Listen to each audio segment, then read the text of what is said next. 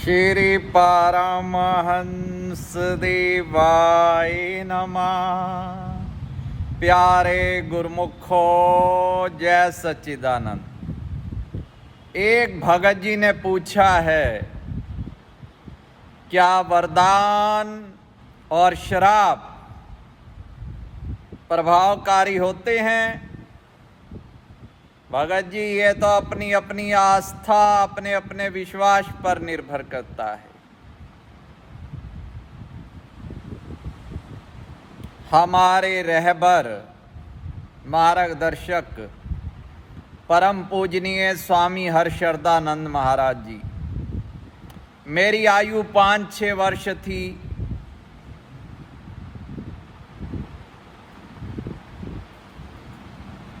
भजन और सत्संग आरंभ करवाया। मेरी माँ ने कहा कि ये तो अभी छोटा है, तो स्वामी जी फरमाया, जब हमारा बच्चू सत्संग करेगा, तुम्हारे सत्संग को किसी ने नहीं पूछना, ये निराला सत्संग करेगा। साधु बोले सहज सभाए, साध का कहा वृथा ना जाए। अब आप अपने रहबर को केवल एक गाइड, जैसे ताजमहल घूमने जाते हैं वहां एक गाइड कर लेते हैं, आनंदपुर भाई चलो हमारे को कमरे दिलवा देंगे, मत्था टिकवा देंगे, वहां तक सीमित रखते हो उनका दर्जा। या अगर हम गुरु महाराज जी को भगवान माने और मार्गदर्शक गुरु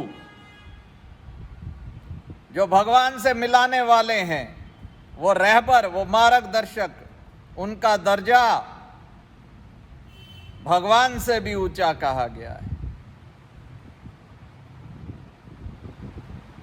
फिर प्राण प्रीतम पंचम पाशाही भगवान जी, मेरी बड़ी लगन थी कंप्यूटर कोर्स की। उन दिनों हर जगह नहीं थे, बेंगलोर में शुरू में आरंभ हुए, तो भगवान जी ने मना कर दिया, हम अपना कोर्स करवाएंगे, भक्ति का कोर्स कर, ये सारी चीजें तुझे अपने आप आ जाएंगी, सारी विद्याएं। तो वो चमत्कार बिना कोई कोर्स किए कंप्यूटर में कोई भी टेक्नोलॉजी हो, भगवान जी का वो जो वरदान है,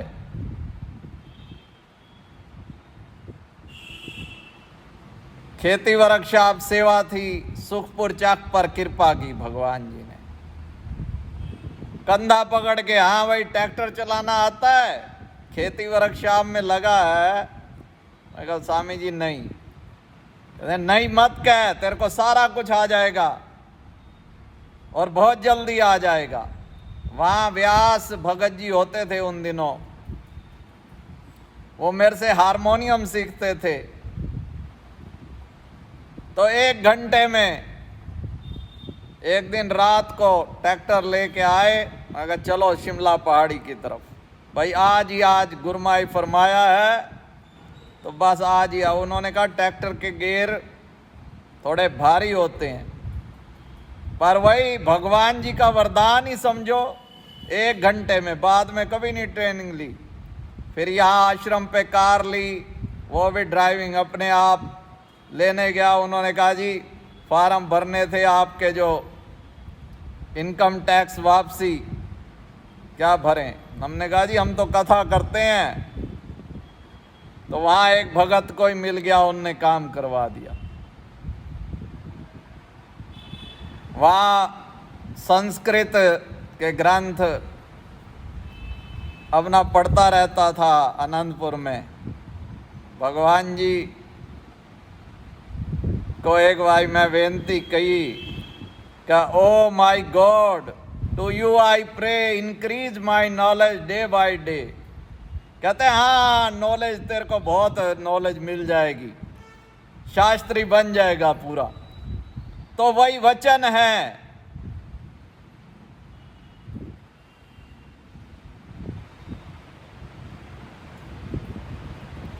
वो कहते हैं अंधे को देखने के लिए शक्ति दे देते हैं। पंगु जो होता है वो गिरी लांग जाता है, जिस पर माधव की कृपा हो जाए। तो ये सब मेरे जैसे अनजान आदमी उसको भगवान जी के वरदान से, तो जब अनुभव में आता है आशीर्वाद, तो विश्वास और परिपक्व हो जाता है।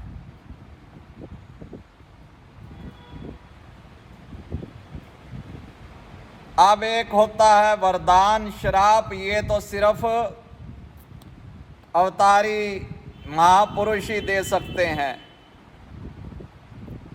दूसरा उससे कुछ नीचे दर्जे पे होती है, वरदान और श्राप के नीचे हो गया दुआ और बद दुआ। आप कहेंगे ये दोनों एक चीजें, नहीं। वरदान तो जैसे राजा है, वो किसी को भी किसी पद पे नियुक्त कर दे, सामर्थ्यवान है, वरदान श्राप दे सकता है। दुआ जो है समझो सिफारिश करता है कोई, उनका नज़दीकी है राजा साहब का, वो दुआ करता है, प्रार्थना करता है, सिफारिश करता है। पर ऐसा नहीं है कि ले भाई कोई भेड़ चराने वाला हो उसको अकाउंटेंट बना दो जी राजा साहब, राजा भी देखेगा। ऐसे तो रोज लोग प्रार्थना करते हैं जिनसे द्वेष होता है कि इनका बेड़ा गर्क हो जाए, गालियां देते हैं, वो क्यों नहीं हो जाते। फिर होता है शुभ कामना, वो हम जैसे सामान्य लोग जैसे हर त्योहार पे एक दूसरे के लिए शुभ कामना करते हैं। तो हमें अपने अंदर झांकना है कि हमारी श्रद्धा कितनी है, भावना कितनी है। कई लोग अब देवी देवता को मानते ही नहीं है, तो उनके वरदान श्राप को क्या मानेंगे। हमारी श्रद्धा संतों के प्रति कितनी है। अब जैसे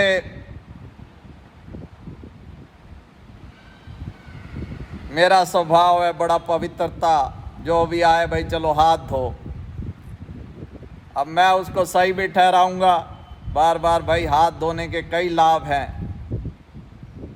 केवल तन ही पवित्र नहीं होता, रोगों से भी मुक्ति है। और तन जब हम भगवान को याद करते हुए कोई मंत्र उच्चारण करते हैं, उनमें भी भगवत स्मरण ही होता है। जैसे पवित्रता का मंत्र है, ओम पवित्र पवित्रो वा सर्व अवस्थां गतपि वा यह समरेत पुंडरीकाक्षम सभारे अभ्यंतर शुचि ओम पुंडरीकाक्ष पुनातु माम। तो यहाँ पुंडरीकाक्ष भगवान का स्मरण ही तो कर रहे हैं मंत्र में।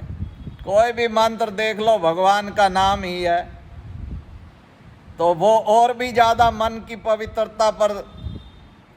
इसीलिए तो तीर्थ स्थानों पे पहले स्नान फिर ध्यान।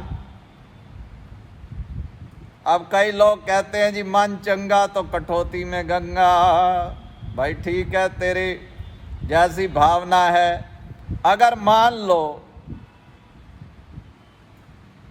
कोई व्यक्ति आपके हाथ धोने से प्रसन्न हो जाता है, दूसरे को प्रसन्न करने का पुण्य भी मिलता है। और अगर संत आज्ञा हो जाए, अब संतों पे आपकी आस्था हो, फिर तो संत अगर प्रसन्न हो गए और संत आज्ञा से आपने हाथ धो लिए, तो फिर तो मंगल ही मंगल है, कल्याण ही कल्याण है। तो अब आशीर्वाद अपने आप निकलता है। फिर एक बारी प्राण प्रीतम पंचम पाशाही भगवान जी से प्रेमी महात्मा जी ने बेनती की। श्री अनंतपुर से कुछ प्रेमी आए थे और बेनती की, भाई अनंतपुर वाले दंडवत प्रणाम चरणों में। तो आशीर्वाद दो भगवान जी। तो भगवान जी फरमाया आशीर्वाद तो किसी की सिफारिश से थोड़ा ही, हमारा आशीर्वाद तो सदैव है ही, हृदय से निकलता है आशीर्वाद। तो जब हम आशीर्वाद प्राप्त करने वाले काम करेंगे तो हृदय से, गुरु जी की कृपा सब पर भारी, जो समझे वो है अधिकारी। तो भगत जी अगर वरदान प्राप्त करना चाहते हो तो पूरी श्रद्धा रखो, विश्वास रखो। ये दरबार तो ऐसा है कि वो एक दोहा बोलते हैं महात्मा लोग कि तुझे देते नहीं देखा मगर झोली भरी देखी।